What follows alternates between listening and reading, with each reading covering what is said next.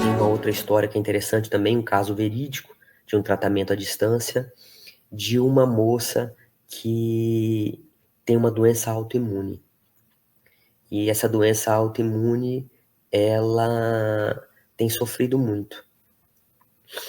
E qual que foi a orientação espiritual? Ela só disse isso: eu tenho uma doença autoimune e chama PTI, né? Que dá sangramento, dá vários problemas no corpo. E veio a orientação assim: minha filha, você se fechou para a vida.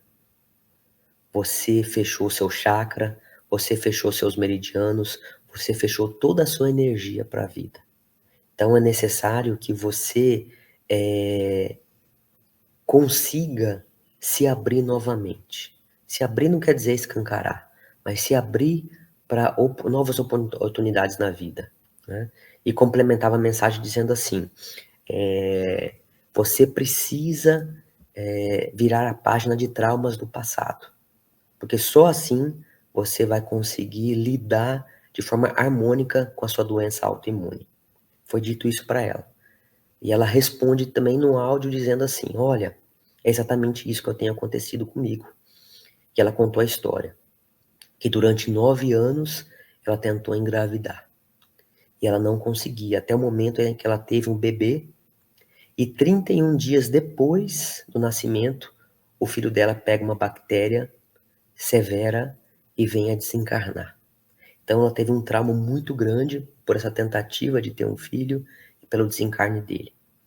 E ela continua: tempos depois, eu precisei enterrar meu pai. Meu pai morreu com a mão na minha mão. No momento do desencarne dele, eu estava segurando a mão dele. Então isso foi muito difícil para mim. E a terceira situação que foi muito difícil para ela, que o pai do filho dela, né, teve uma relação muito difícil, eles terminaram, e depois ele veio a desencarnar também. E aí, o que o coração dela dizia para ela inconscientemente? Eu não consigo mais ser feliz nessa vida. Eu não mereço ser feliz. É a questão da autossabotagem inconsciente. A gente não acredita que não consegue mais ser feliz por ter vivenciado tantas situações difíceis. E veio a mensagem para ela: Deus é amor. Né? Você vivenciou situações muito difíceis, mas não quer dizer que num outro relacionamento você não encontre uma pessoa abençoada.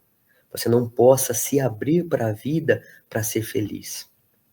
Então, olha como são as coisas. Então, a espiritualidade dizia para ela que a doença não era uma doença protetora, era uma doença professora, porque ela havia se fechado para as realidades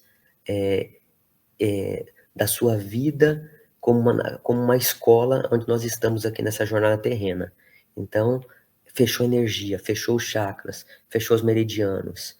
Então, é igual a questão da água, né? A água é o elemento mais essencial que nós temos na Terra, né? É o mineral mais, como podemos dizer, o mineral mais rico e mais importante que nós temos é a água. Mas, se a gente colocar a água parada por muito tempo num local fechado, ela vai apodrecer.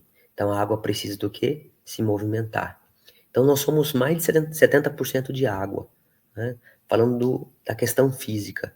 Se nós viemos para cumprir uma missão aqui na Terra, se nós nos fechamos, a gente vai ficar doente. A nossa água começa a apodrecer, nossa água começa a cheirar mal, e aí pode vir qualquer doença.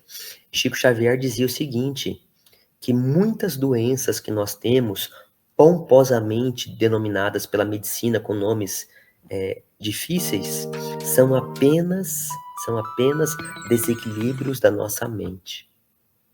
Olha que lição de Chico Xavier. Então, às vezes o nome da doença não importa. É claro que nós nunca, não procuremos nenhum médium, nenhum curandeiro, nenhuma pessoa de outra religião que nos peça para abandonar o atendimento e o tratamento médico. O tratamento médico é sempre necessário, porque eles são complementares, tratamento médico e espiritual.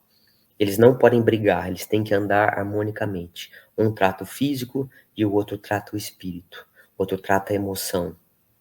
Então, às vezes o que vai curar a pessoa é o conjunto de esforços. Então, por exemplo, a pessoa está com um problema de depressão, então tem que ser o psiquiatra, tem que ser o psicólogo, tem que ser a família e tem que ser também o trabalho de reforma íntima, de autotransformação.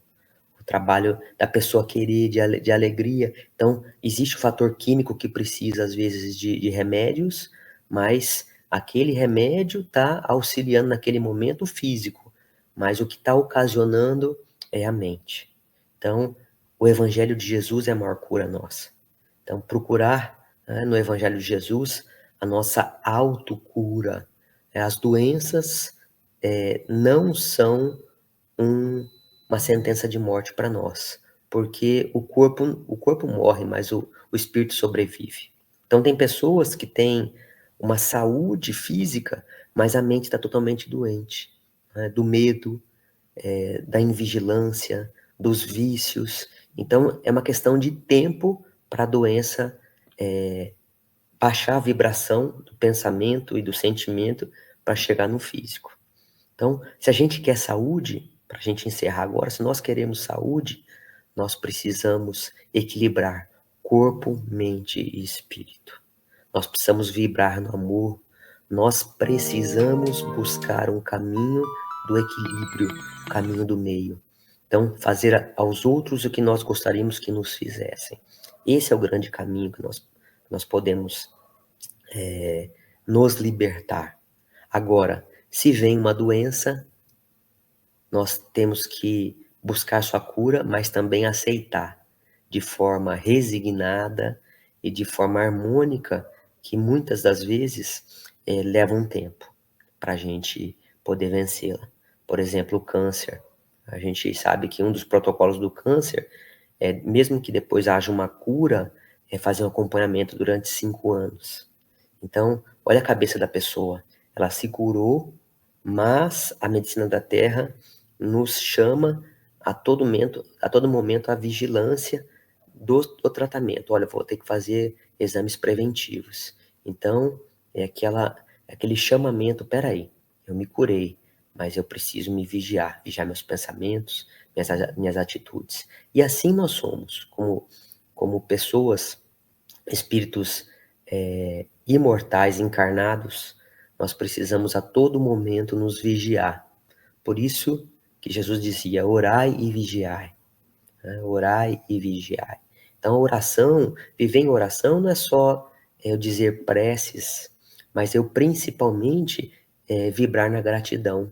A oração da gratidão é uma das orações mais importantes e poderosas que existe. Quando meu estado consciencial é de gratidão, eu, eu emano para todas as minhas células saúde. Olha, Senhor, minha vida é bênção, minha vida é amor, minha vida é paz de espírito, minha vida é fazer o bem. Todas as minhas células recebem essa energia. Agora, se eu vibro o contrário, todas as minhas células também vão vibrar. Então, que a gente possa. É um tema muito complexo, é um tema muito extenso. Nós teríamos muito tempo para falar sobre isso, mas é um chamamento para a gente estudar sobre as doenças protetoras